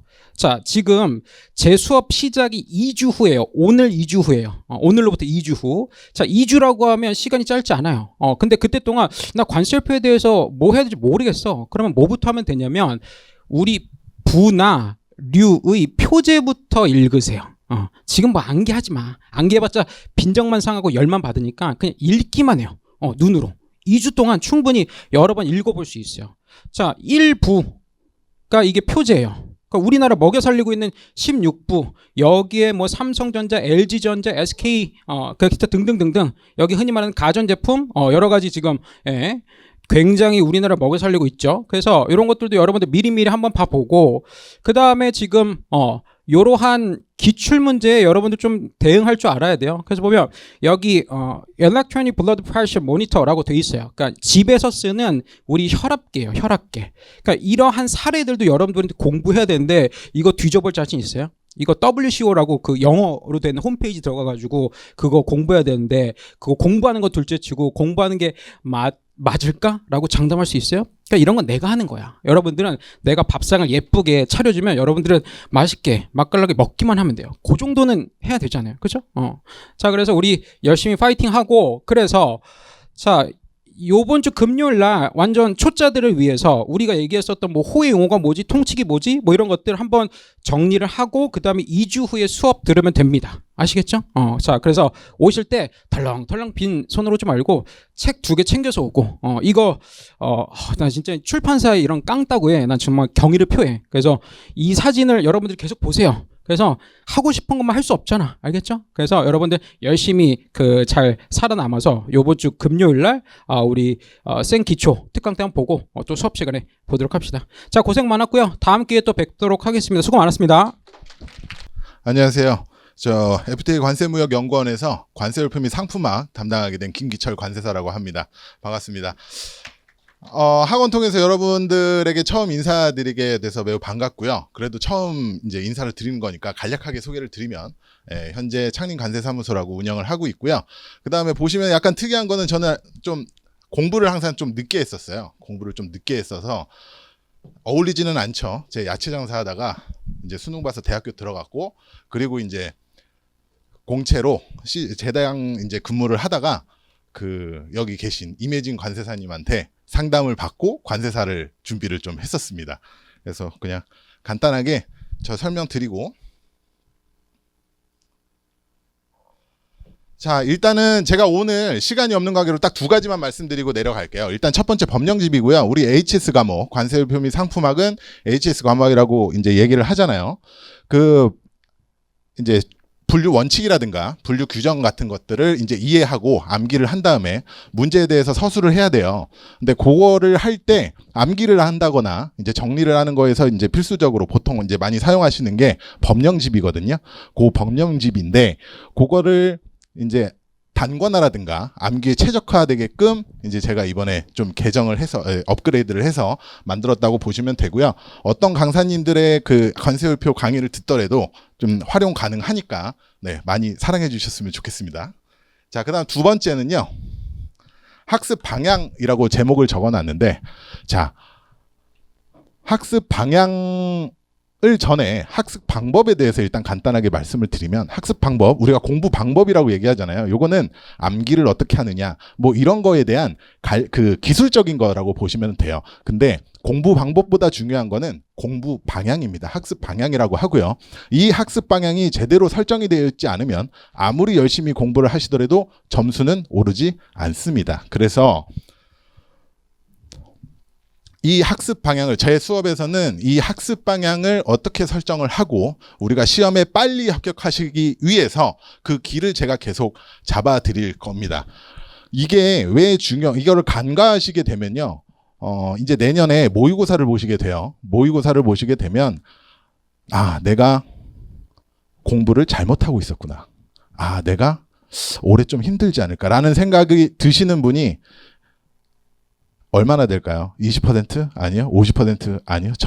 제가 생각하기에는 70% 정도의 분들이 학습 방향을 제대로 설정을 하지 않으시면 그런 생각을 하실 거라고 봅니다.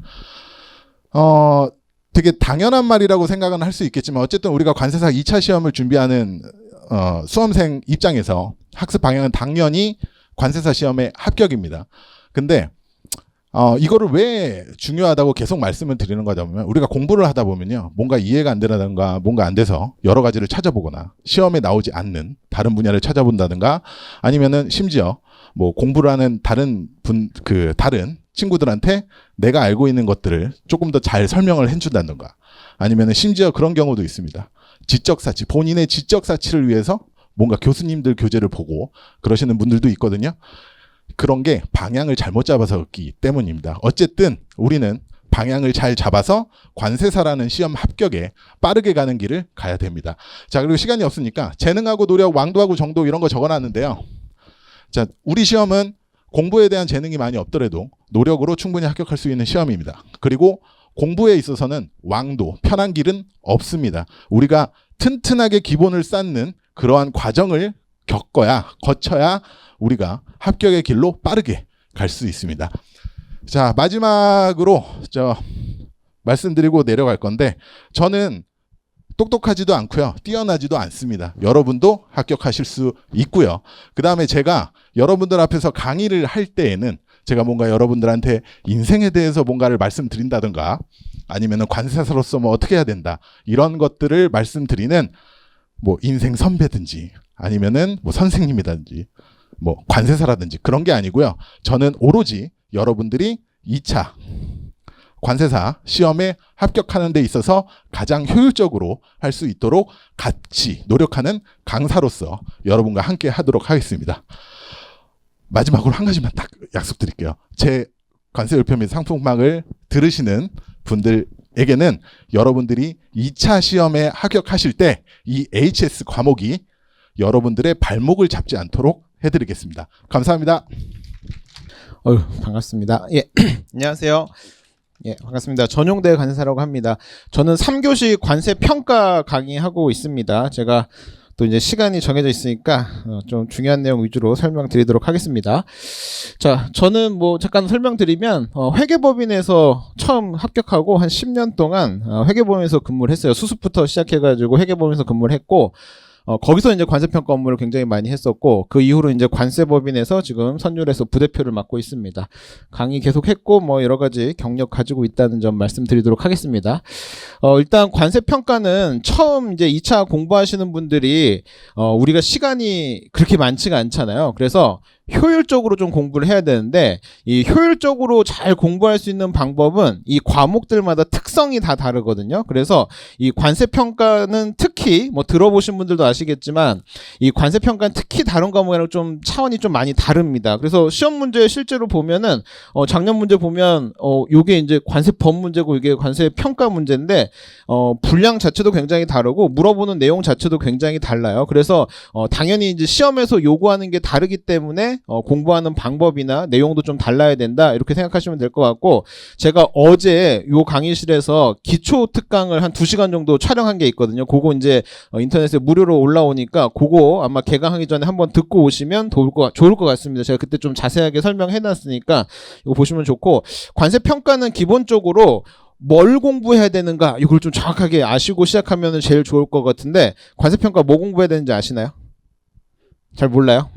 시험에 나오는 거 공부해야 되겠죠, 당연히. 시험에 나오는 거 공부하는데 시험에 뭐 나오는지를 제가 오늘 설명드릴 테니까 그 내용 좀 오늘 잘 이해하고 가시면 좋을 것 같아요.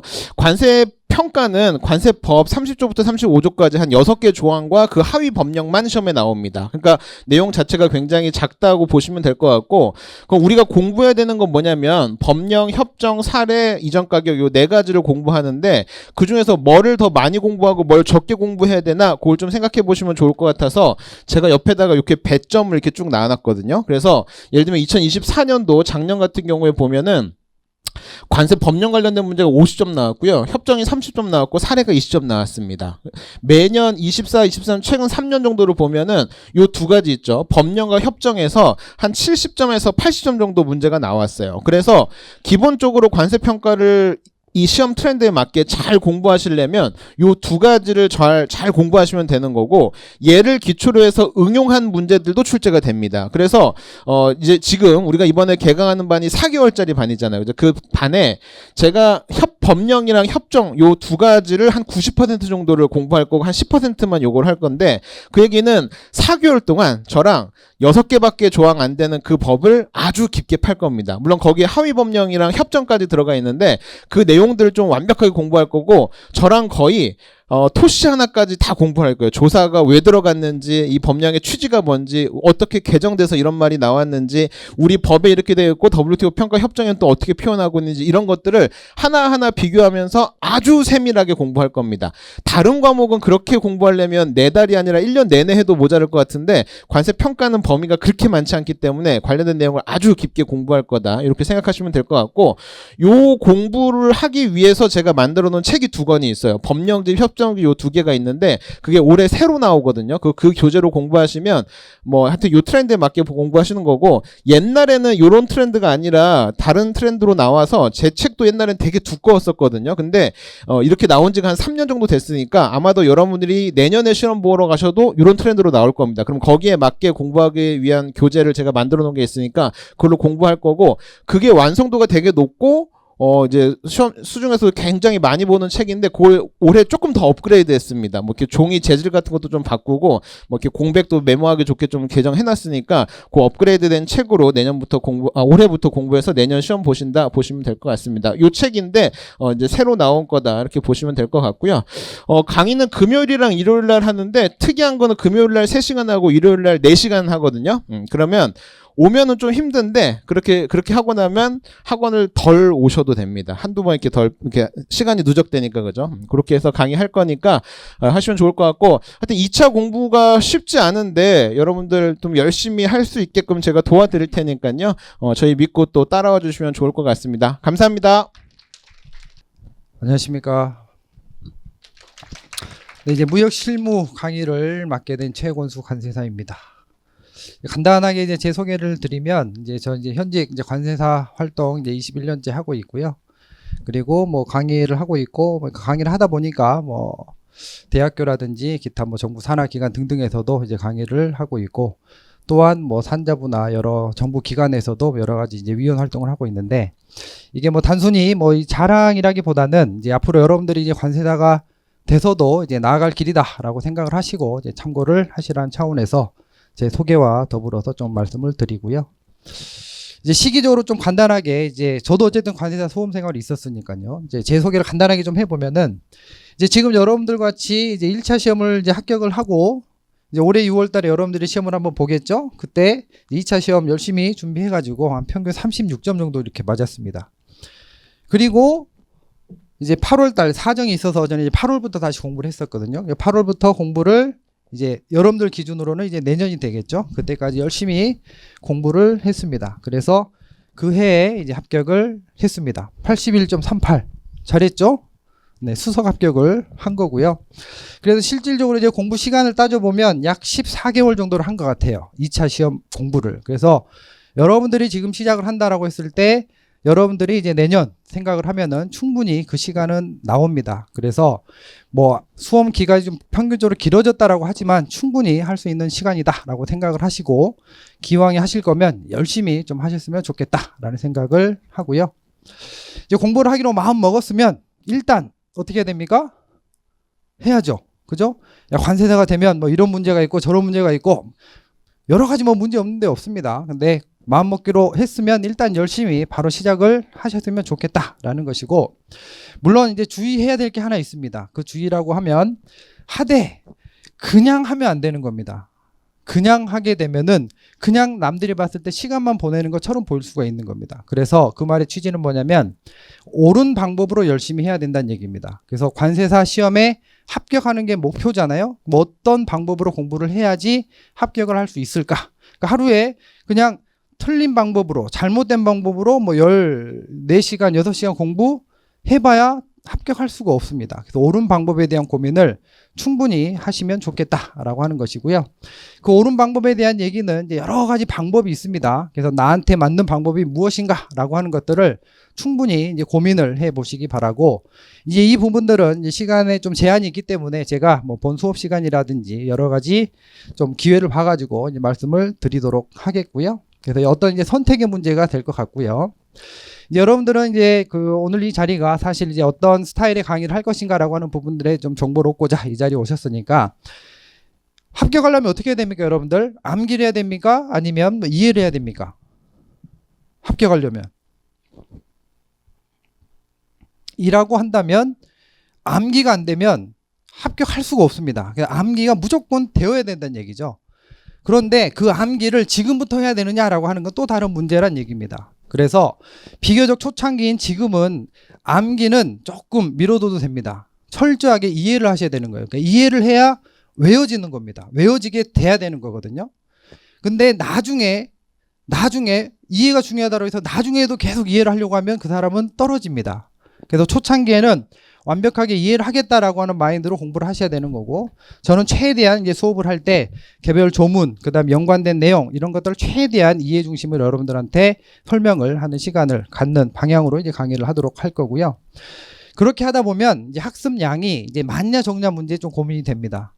지금 이제 무역 실무 나와 있는 뭐 책이나 교재 중에 사실 뭐 제 교재가 양이 좀 가장 많기도 합니다. 그래서 수업 시간도 가장 좀 많이 할 거고요. 그래서 저는 최대한 많이 수업 시간에 여러분들 알려드릴 거고 나중에는 어차피 버리고 들어가야 되거든요. 그래서 버리는 한이 있다 하더라도 최대한 많이 여러분들한테 소개를 드리고 관계를 이제 설명하는 방향으로 할 겁니다. 그래서 수업량이 생각보다는 좀 많을 것이다 라고 생각을 하시면 되겠고 그 다음에 공부는 재밌게 해야 됩니까? 아니면 진지하게 해야 됩니까? 재밌게 해야 되겠죠? 그죠? 기왕하는 건 재밌게 해야 되는데 양이 많다 보니까 그렇게 또 재미를 제가 추구하기가 쉽지 않더라고요. 그래서 저는 어쩔 수 없이 이제 내용 중심을 하다 보니까 조금 진지한 형태의 강의가 좀 될 것 같습니다. 물론 중간중간에 재미를 위해 열심히 뭐 노력을 하기도 할 거고요. 자, 그래서 이제 마무리를 하면 어쨌든 이제 강의를 여러분들이 이제 선택을 할 때 옳은 방법의 공부 방법이 무엇인가라고 하는 것들을 충분히 고민을 하시기 바라고, 뭐 누가 하든 꾸준히 열심히 하면, 성실하게 하면 무조건 합격할 수가 있습니다. 그래서 기왕하는 공부 짧게 끝내는 방향으로 하셨으면 좋겠습니다. 감사합니다. 네, 반갑습니다. 무역실무 강의하는 최재순입니다. 제 거 설명드리도록 하죠. 저는 학부부터 박사까지 무역을 전공했고요. 2004년도에 시험 합격했네요. 그래서 관세법인에서 근무하다가 환경부 산하 공공기관에서 근무하다가 이제 개업을 했고요. 현재 뭐 무역학회 부회장 하고 있습니다. 우리 학원 강의 포함해가지고 우리 관세사 강의를 2008년도부터 했으니까는 꽤 됐네요. 이제 한 17년 정도 된 것 같습니다. 현업에서 하고 있는 일들인데요. 주로 이제 기업의 해외 진출 관련된 컨설팅 업무들, 뭐 주로 FTA 관련된 컨설팅이라든가, 뭐 FTA 활용 전략이라든가, 또는 뭐 통상 협상에 직접 제가 참여하거나 이런 식의 일들을 제가 하고 있습니다. 과목에 대해서 설명드리도록 할게요. 우리 관세법, 대무역법, 외국환거래법 제가 다 띄워놨습니다. 무역의 3법이라고 하죠. 네, 모두 다 공통점이 있는데 제가 한번 읽어볼게요. 맨 마지막에 국민 경제 발전에 이바지한다고 되어 있습니다. 이런 법률들을 우리는 경제법이라고 하죠. 그 경제법 중에 두 가지의 대무역법, 외국환거래법이 속하고요. 우리 시험 범위에 들어가는 대무역법이 무역에 관한 일반법이라고 해서 가장 브로드한 법률. 여러분들 아마 공부해 보셨을 관세법이 대무역법 대비해가지고 이제 특별법의 위치를 가지고 있습니다. 그리고 외환거래와 관련된 규제를 하고 있는 외국환거래법 있고요. 여기에 더해가지고 이제 우리 본 과목이죠. 무역계약의 성립, 이행 종료, 관련되는 관습이나 규칙을 강의하는 무역실무, 이렇게 100점으로 구성이 되어 있습니다. 무역실무 과목인데요. 무역계약의 성립, 이행 종료를 절차별로 만들어 놓은 과목이에요. 아마 무역 영어를 들어보셨으면 조금 아실 텐데요. 무역 영어보다는 조금 더 뎁스 있게, 조금 더 절차적으로도 이해를 하실 필요가 있겠고, 또한 이 협약이나 특정한 규칙이나 이런 부분들이 이 과정들에서 어떻게 규율을 하고 있고 어떻게 적용되는지 이런 부분들을 조금 더 뎁스 있게 공부하는 과목이겠습니다. 그래서 아마도 여러분들이 무역 영어 때 공부해 보셨거나 들어보셨을 이러한 국제 규칙들이나 이런 부분들을 이제 손으로 쓰셔야 돼요. 그죠? 그게 조금 어려운 부분들이겠습니다. 뭐 아마 많이 들어보셨을 CISG나 인커텀스나 UCP, 이런 부분들에 대해서는 아주 세밀한 학습이 좀 필요할 것 같아요. 뭐 단순하게 특정 규정들을 뭐 그냥 줄줄줄 쓰는 것들을 조금 더 뛰어 넘어가지고 이러한 부분들이 현실에서, 이 무역거래의 현실에서 어떤 식으로 적용이 되는지, 이 상황에서는 어떻게 반영되는지 이런 부분들까지 묻는 문제들이 요새 이제 출제되는 문제들이겠습니다. 제가 통계를 좀 한번 갖고 와봤습니다. 통계를 보니까요, 최근 10년 동안의 우리 관세사 시험 기출 문제들을 제가 1000점이죠? 네, 한번 갖고 와봤는데요. 어느 파트가 가장 많이 나왔느냐? 결제 파트가 제일 많이 나왔습니다. 두 번째가 어디였냐면 보험과 CISG였습니다. 어떤 의미를 가지는지 말씀 좀 드릴게요. 결제에서 뭐가 나왔을 것 같으세요? 아마 방금 전에 보셨던 UCP 문제가 나왔을걸요? 실제로 그랬어요. 보험에서는요? 뭐가 나왔을까요? 아까 보셨던 ICC 협회 적하약관 MIA 영국해상보험법이라고 하는 부분들이 많이 출제가 되었습니다. 그러면 CISG는요? 뭐 CISG가 나왔겠죠. 뭘 말씀드리고 싶냐면 지금 2025년 현재 기준으로 보았을 때는 여러분들이 무역 실무의 절차적인 부분들도 굉장히 중요하지만 이 개별 협약이나 이런 부분들에 대한 이해가 필요하고 암기가 필요합니다. 어떻게 하면 암기가 될까요? 계속 읽으면 될까요? 쉽지 않을걸요? 이해를 바탕으로 해가지고 그런 부분들이 필요할 것 같아요. 우리 시험 전체를 가지고 한번 쭉 띄워왔는데요. 그 중에서도 마찬가지로 결제가 가장 많은 부분들을 차지하고요. 아까랑은 조금 다르게 인코텀스 판트가 많이 나오는 것들을 확인할 수가 있겠습니다. 네, 일단 인코텀스의 중요성들 여러분들 다 아실 것 같고요. 결제의 중요성도 아시겠죠. 이런 것들도 있습니다. 우리 시험에서 굉장히 중요한 부분들인데 우리 시험을 내시는 교수님들께서 전공으로 가장 많이 선택하시는 부분들도 결제이고 인코텀스입니다. 이러한 부분들도 우리가 아웃리치로 확인해 보아야 될 부분들이겠어요. 제 교재입니다. 두 권으로 구성되고요. 그 다음에 밑에 이제 보조 교재들이 조금 있습니다. 모두 다 합쳐 보면은 대략 3010페이지 정도가 될 것 같아요. 적지 않은 분량입니다. 이걸 여러분들이 하나하나 한 글자 한 글자 다 외우는 것까지는 아닙니다만 이 내용들이 적어도 여러분들 머릿속에 들어가 계셔야 될 것 같고요. 또한 대략 한 400페이지 정도의 핸드아웃이 들어갈 것 같아요. 제가 쭉 목록해놨는데 뭐 한글 스타일의 이런 교재들도 핸드아웃도 있겠고요. 파워포인트 스타일의 대외막법이나 외국한 그래법 아무래도 조금 어려워하시다 보니까 이런 부분들은 조금 톤다운 시켜가지고 나갈 목적이 있습니다. 여러분들이 기억하셔야 될 게 우리 시험은 100점 만점에서 60점을 넘는 시험이지 100점 만점에 100점을 만든 시험은 아니기 때문에 그런 것들을 꼭 염두에 두시고 보셔야 될 것 같습니다. 아마도 여기 계신 분들의 대부분들은 내년 6월 달에 합격을 목표로 계실 텐데요. 아마 시간적으로 이 모든 것들을 다 익히시기는 어려울 거예요. 그래서 우리의 커리큘럼도 여기 왼쪽부터 해서 종합이론, 핵심이론, 문제풀이, 모의고사 이런 식으로 구성되면서 여러분들한테 타겟팅하는 건 100점은 아닙니다. 100점일 필요도 없고요. 다만 60점은 넘어가야 되겠습니다. 왼쪽에 나와 있는 두 강의는 이해와 정리를 위한 강의, 그리고 오른쪽에 있는 것들은 암기를 위한 강의일 거고요. 아마도 암기라고 하는 부분들에 대해서 지금 당장은 여러분들이 너무 신경 쓰실 필요가 없을 것 같아요. 일단 이해하고 정리가 된 다음에 암기한다. 요거 꼭 기억해 주시면 좋을 것 같습니다.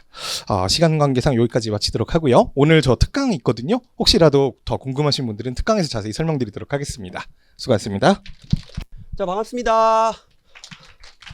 여러분들 예비 관세사일까 수험생일까? 잘 생각해봐. 수험생이 예비 관세사예요. 예비 관세사? 아니지. 무슨 벌써 관세사예요. 여러분들은 수험생이에요. 왜 수험생인 줄 아세요? 아직 내 강의를 듣지 않았어. 아직 내 강의를 듣지 않으면 관세사가 될 자격이 없는 거야. 자, 다시 물을게요. 여러분들은 예비 관세사예요? 수험생이에요? 수험생? 예비 관세사죠. 지금 날 만났잖아. 자, 여러분은 단 이 1분 사이에 수험생에서 예비 관세사로 격상되는 기적을 접하게 됩니다. 자, 그러면 내년 6월을 끝으로 이제 뭐가 되는 거예요? 실제 관세사가 되는 거죠. 그 모든 걸 이루어줄 수 있는 사람 저밖에 없습니다. 자, 생각하지 마세요. 여러분이 전공자든 비전공자든 1차를 경험했던 안 했던 동차생이든 유해생이든 다 필요 없어요. 날 믿어야 돼. 의심하면 안 돼. 내가 해줄 수 있는 건 여러분들을 합격으로 이끄는 거고요. 여러분들이 해야 되는 건 아무 생각 없이 내 말만 들으면 돼요. 분명 의심으로 시작될 겁니다. 다 그 생각하죠? 정재환 저거 수상해. 자, 저 여기 지금 옥장판 팔러 온 사람 아니에요. 뭐 다른 거 팔러 온 사람 아니에요. 자, 의심으로 시작해서 확신으로 끝납니다. 2026년에는 제가 반드시 여러분들을 관세사로 만들어 드릴 거예요. 자, 지금 이 순간 여러분들은 수험생에서 예비 관세사가 됐고요.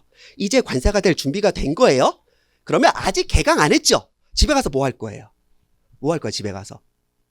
합격수기 써놔야지. 합격하고 나서 쓰면 이미 늦는다니까? 지금 미리 합격수기 써놓고 내년에 합격자 연회에서 또 보면 되는 겁니다. 그러면 수업 시간에 보면 되겠네. 정재환이었습니다. 네, 안녕하십니까. 정보건 관세사입니다. 정재환 관세사님께서 굉장히 일찍 끝내 주셨어요. 근데 제가 저 뒤에서 임예진 관세사님부터 마지막 정재환 관세사님까지 모든 내용을 들었습니다. 근데 여기 앉아 있는 게 굉장히 힘들더라고요. 저도 얼굴이 지금 발그랗게 상기가 되어 있죠. 네, 저도 근데 정해진 시간이 있기 때문에 타이머 누르고 제가 얘기하고 있는 이 관리형 열공반 스텝업이라는 과정에 대해서 설명드리도록 하겠습니다. 제 과정은 앞에서 얘기하는 어떤 관세법, HS, 관세평가, 무역실무처럼 어떤 한 특정한 과목을 가리키는 건 아니고요. 이 중에서도 열공반의 존재에 대해서 아시는 분들도 있을 것 같으니까 그걸 기반해서 설명을 해보도록 하겠습니다. 근데 제가 눈이 작은 편은 아닌데 눈이 자꾸 감기네요. 정말 저기 뒤에서 앉았더니 여기 너무 덥죠. 네, 너무 덥고 졸렵습니다. 그래서 저도 핵심만 딱딱 집어서 말씀을 드리도록 하겠습니다. 자, 이름하여 저는 열공반이 아니라 이번에는 100% 합격 전략 프로그램을 들고 여러분들 앞에 섰습니다. 100% 합격 전략을 하기 전에 저는 지난 2년간 열공반을 통해서 합격률을 41%까지 끌어올렸습니다. 20%대의 합격률에 있는 시험을 공개적으로 40% 올리는 건 쉽지 않은 일이었습니다. 제 자랑이기도 하지만 여기에 들어오신 분들 상당히 열심히 공부하시는 걸로 알고 있고 열공반 중에서는 인스타그램 등을 통해서 SNS를 통해서 여러분들에게 어느 정도 지침을 주시는 분들도 계신 걸로 그렇게 알고 있어요. 그런데 제가 아까 서두에서 말씀드렸지만 저는 100% 합격을 위해서 뛰는 사람이다 보니까 여기 열공반에서 하고 있는 이 40%의 합격률은 좀 작다라고 본 거죠. 물론 올해 열공반은 50%를 넘는 합격률을 보일 거라고 저는 확신하고 있습니다. 그런다고 하더라도 100%에서 50%의 갭은 크거든요. 그래서 올해부터 새로 신설된 과정입니다. 스텝업 과정이죠. 이거는 열공반 과정은 멘토 관리와 테스트로 대비가 되는 프로그램이라고 생각하시면 되겠지만 이 스텝업 과정이라고 하는 것은 학습 자체, 티칭의 과정이 아니라요. 여러분들이 배우셨던 그 티칭의 내용을 어떻게 공부할지 코칭하는 강의로 구성이 되어 있고 저는 이 스텝업 과정을 통해서 열공반에서 있었던 그 50%의 합격률을 100%까지 끌어올리기 위해서 이 자리에 섰습니다. 자, 그러면 이쯤 되면 이런 생각하실 거예요. 저희 학원에 너무나 좋은 강사님들, 교수님들 계신데 이 교수님들 강의만 따라가면 합격할 것인데 왜 유난을 떨면서 이 열공반이라든지 스텝업 과정을 해야 되는지에 대한 의문이 분명히 드실 거예요. 여러분도 아시겠지만 아까 합격률에 대해서 대표님이 여기서부터 여기까지 말씀을 드렸지만 1차를 통해서 우리가 합격률이 한 20% 약간 초반대 그리고 2차 합격률도 20% 초반대예요. 특히 올해 1차는 어려웠다고 생각했습니다. 합격하셨나요? 1차? 공교롭게도 좀 죄송하게 됐어요. 예, 물론 합격하신 분들도 있고 합격 안 하신 분들도 계실 거라 생각합니다. 그러나 이분들이 2차를 합격하기 위해서는 그 선택된 사람들 중에서 또 20%니까 실상 합격률이 그렇게 높을 수가 없어요.